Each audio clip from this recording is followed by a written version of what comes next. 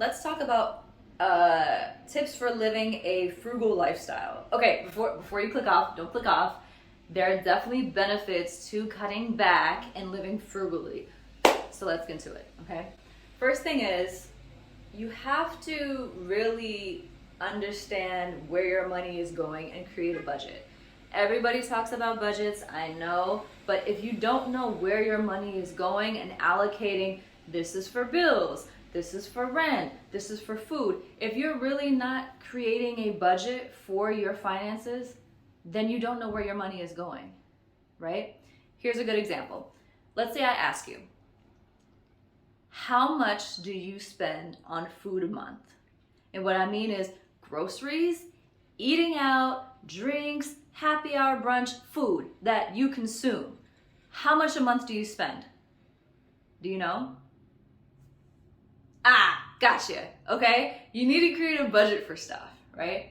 So there's lots of free budgeting apps that you can use. Me personally, I like to use mint.com. It's free. I like to use it on the desktop version, like on my laptop, because it just lays out everything really well. You can create budgets for different things, like groceries, like eating out, bars and restaurants, your rent, your cell phone bill. You can actually list all these things out, and it puts a nice little like a little switch, so you can allocate a certain amount to your budgets, and then after you put all your budgets in, you can see how much you have left over. It's a really easy way. It's a one and done thing that you can do in Mint, so you can track it month to month to see if you're on track within your budget. And when you're like in the middle of the month and you're trying to see like, okay, how much did I really spend? How much more do I have in my food budget? It will show that too. I love it. It's great. I've used it for over 10 years and it's free. So I'll put the link down below. It's not an affiliate link, but it's what I use. Second thing is, once you see where your money is going, you may be shocked. Like I remember a time when I was looking at my budget and I had spent like over $1,000 on food because I was going out to fancy restaurants and I was drinking and I was like, it was summertime shy, okay? Not gonna lie. So when I looked back, I was like, oh hell no. I can't keep doing this. Like I'm not rich. So sometimes creating your budget, you'll look at everything and you'll realize you need to reduce your expenses in some things.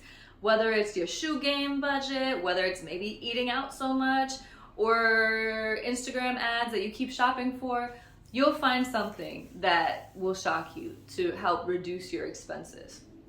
So once you have that, another way that you can kind of reduce your expenses is looking at your subscriptions. Mint has a great feature where you can see your subscriptions, and you may have forgot about these subscriptions or are not even using or reading this newsletter.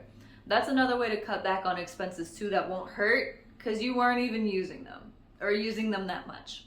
So another way is shopping smart. What I mean by that is obviously buying stuff on sale. A lot of stuff is on sale, but like when you go to the grocery store, you have a lot of options for things. Sometimes you don't have to buy the organic version of everything, like bananas, for example. Bananas have such a thick peel, you don't really need to buy them organically or not. It's not that big of a deal. As opposed to like strawberries, you probably want to buy organic because they're dirty. But when you're shopping also, or shopping sales, like me personally, I'm a Whole Foods shopping bitch, okay? I like my Whole Foods. But what I do is, as soon as I go into the store or right before, I look on the app and I click on sales. I try to see if there's anything in sales that I have on my list or that I buy and consume, and I try to focus on things that are on sale first. That's a really great way to save money on Whole Foods, and also if you're a Prime member, stuff that's on sale, usually you'll get an additional discount because you're a Prime member, so that's really nice too. So shopping stuff that's on sale. Also consider buying things from thrift shops or secondhand shops or even online that's used. What I mean by that is sometimes there's like office furniture or stuff that you really don't need to buy new that you can find on places like OfferUp, Facebook Marketplace. I personally love Facebook Marketplace for buying used IKEA furniture. I cannot tell you, usually IKEA furniture, depending on what it is, holds up really, really well, right? Like a side table or something like that that doesn't have to be that fancy. Facebook Marketplace, a great way. Sometimes you can get stuff for free too. There's a free section. So that's a great way to get stuff and shop smart as well. Another way is living frugally is, this is a pretty obvious one, and it's been a more popular one since the pandemic, is cooking at home. Now, if you're like me and you are not a great cook, there's been so much help for you. There's Green Chef, there's Purple Carrot. I personally like Green Chef because the cards that they send you for the meals, you can hold on to them and create a recipe book. But cooking at home saves a ton of money if you think about it. Like the $13 sushi out there, you can make sushi at home. You can just get the seaweed from like an Asian market or whatever, cook some rice, or if you have a rice cooker, put some rice in there, and then get some like raw salmon or cooked salmon, whatever you like, and make your own sushi so much cheaper. Like there's so many ways to save money just cooking at home.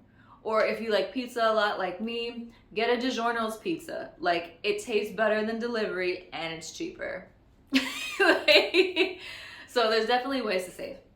So cook at home as much as possible. And if you're not into big cooking, ain't no shame in TV dinners. Now they've gotten really healthy. So you can do that also and save money. Last thing I have for you is, especially if you're in a major city, find free dates, free entertainment, free stuff to do.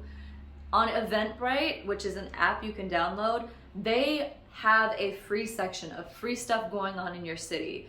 There is always free stuff to do. And now that the weather is getting warmer, it's spring, it could be as simple as walking through a floral garden of tulips, because tulips are in season, you know. Or writing poetry in the park, or whatever or yoga, you know, namaste. Like, find something to do, especially in nature. It's more than likely gonna be free. So take advantage of that. Like, what me and my partner have been doing is, we live here in New York City. Almost every other day, we walk through Central Park. And there's a part of Central Park where we have our favorite birds, cardinals, you know those red birds? Well, the males are red, the females are gray. There's a section of the park where there are birds and a lot of cardinals, and some people feed the birds. You're not supposed to, but they come to you if you put seeds in your hand. Like, what's the harm? This is what they naturally eat, Park District. Let us feed the birds. This is the only nature we have here. So it's really cool because, and you'll see on my YouTube channel, I have a lot of videos of like me feeding birds, and they literally come to your hand, and it's just so cute, you know?